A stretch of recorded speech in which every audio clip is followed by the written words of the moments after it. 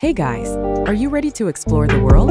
Dive into stunning beaches, epic adventures, and jaw-dropping sights worldwide. Don't miss out, subscribe, and like if you're ready to join us and unlock the wonders of the globe. If you can, take the elevator to the top of the tower, as well as several cathedrals like Notre Dame and Sacré-Cœur, as well as the Palace of Versailles. As you go around Paris, you realize this is a very eclectic and artistic city, with other places such as Moulin Rouge, home to the Can-Can dance, as well as Maison Rose Cafe, and even the largest shopping mall in the world, Galeries of Lafayette. I recommend at least 4 days in Paris. Next up, we're headed to the Dead Sea. Now, the Dead Sea borders with Jordan and Israel, and while here you can do a mud bath or a salt bath, which is interesting because when you get in the water, you actually float because of all the salt and the buoyancy in the water.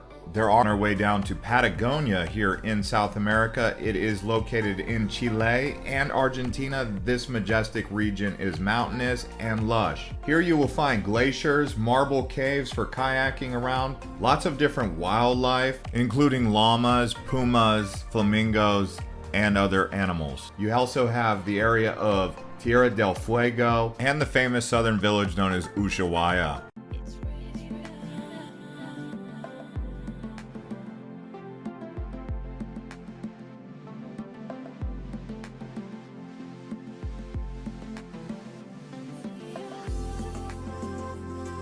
Located in the middle of the Pacific Ocean, French Polynesia is the definition of tropical paradise. It's home to pristine beaches, lush mountains, and the clearest water you've ever seen. If you come to French Polynesia, you're first flying to Tahiti. It's the biggest island in the country, and it's home to one of the most famous waves in the world that is located just off the coast of the small village of Teopu. Now, one of my favorite islands in French Polynesia is Moorea. It's located right next to Tahiti, and you can get there by either flying or taking a ferry. It's known as the Pearl of the Sea, and it's one of the most beautiful places I've ever been. I particularly like Moorea's mountains. They are so jagged and unique looking. If you're more into beaches, there's some amazing ones such as Tahiamanu. It's this really relaxing beach with sailboats and amazing scenery. It's also a spectacular place to watch the sunset. While we're still in French Polynesia, we're going to head to Bora Bora. Of all the islands in French Polynesia, Bora Bora is probably the most famous, and after visiting it, I totally understand why. The geography of Bora Bora is pure perfection. There's the main island with its towering dormant volcano, and then it's surrounded by this reef that protects the island from the waves of the Pacific Ocean. Inside the reef, there's a lagoon which is home to some of the world's clearest water and is full of wildlife such as sharks and rays. One of my favorite places in Bora Bora is its Southwest Lagoon. There's this sandbar there that creates for one of the most epic scenes with Mount Ultimano in the back. Headed back down under, this time we're at the Great Barrier Reef off of Queensland, Australia. It's over 900 islands, making it the largest coral reef system in the world, extending 1,430 miles. There's said to be around 1,500 species of fish and 411 different species of hard coral here. People like to go and explore this natural marine biodiversity without leaving any footprint. Unless you're here during rainy season and it's an overcast day, you might get lucky and not have to deal with that bright sun. By the way, guys, there will be timestamps below as well as other videos related to Southeast Asia, so check the description below to bounce around the video. And another place that you must go is the whole country of Thailand. Thailand is so diverse. In the north you have Chiang Mai and Chiang Rai with the Golden Triangle and many Buddhist temples. If you go towards the middle, you have one of the most popular cities in the world with tourists, Bangkok. Then as you go, those 5 towns are Vernassa, Cornelia, Manarola, Rio Maggiore, and Monterosa al Mare. While here, do indulge in some of the local seafood, along with the local cuisine, including pesto and wine. As you will see, there are many grapes growing on the sides of the hills. You can walk around the villages and see the amazing colorful houses and views that they offer here, as well as do some hiking and swimming. Next up, we're headed to the Arabian Desert where Petra, Jordan, is located. This is home to the ancient Nabateans, and currently the Bedouin people live here. This archaeological site is 150 miles away from Jerusalem and 150 miles away from Amman, so you can get there both ways. This area is in the Mexican state of Quintana Roo. In order to arrive here, you would most likely arrive in Cancun or Cozumel by airplane, and then you will explore Playa del Carmen, and my favorite place, Tulum, as well as several of the Mayan ruins like Chichen Itza and the archaeological site of Tulum right there on the beach. I recommend 7 days in Riviera Maya. Number 12. St. Kitts and Nevis. A glimpse of adventure and a trace of history are a perfect combination for an escapade galore. Showcasing its astonishing landscapes, relaxing resorts, and legitimate tranquility from the major spots, explorers will have a great journey here in St. Kitts and Nevis. There's a lot to pick from in this tourist hub. The culturally curious can attend the St. Kitts Carnival or Music Festival every June. Wanderlusts of the past can visit the Brimstone Hill Fortress. Those who are beachgoers can swim at Awali Beach or Brigade Bay. Big old papaya.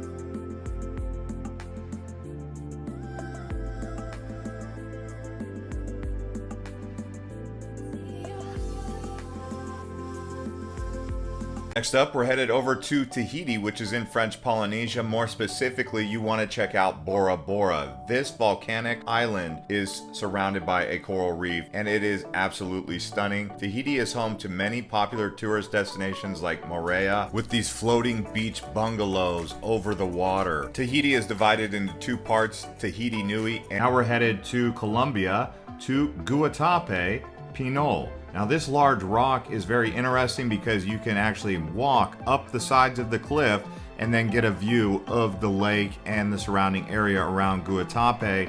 It's a very Edenic type environment. The best way to get to Guatape is a tour bus that goes from Medellin all the way over here. It does take around an hour and a half to get here, but like I said, it is worth it.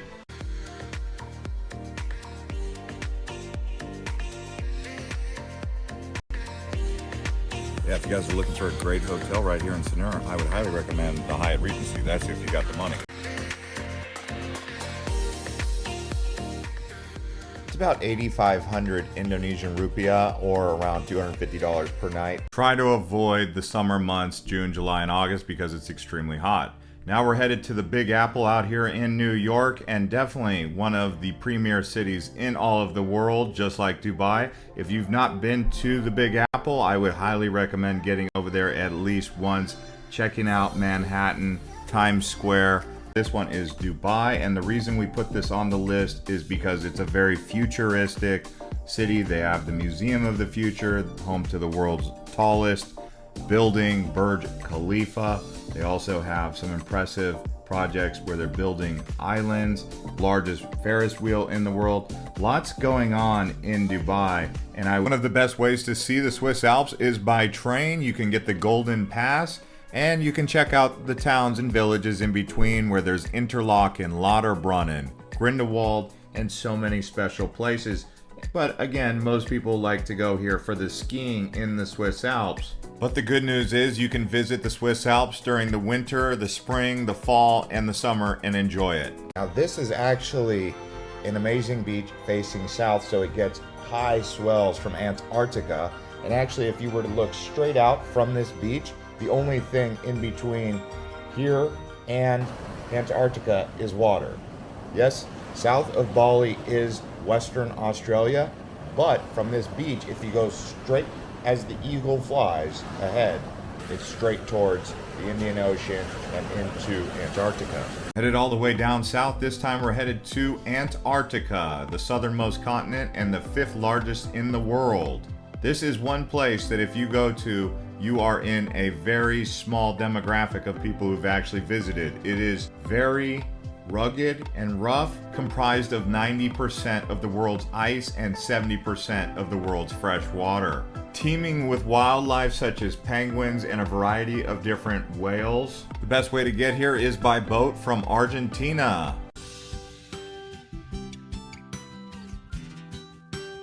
One of the cool things about this hotel is they have an outdoor bathtub. You can see sunshine, bathtub.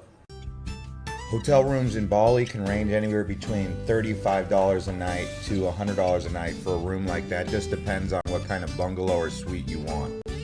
But if you want super luxurious accommodation, you can find hotels well upwards of $500 or more. Thanks for watching. Like what you saw, don't forget to subscribe and hit the like button for more amazing travels.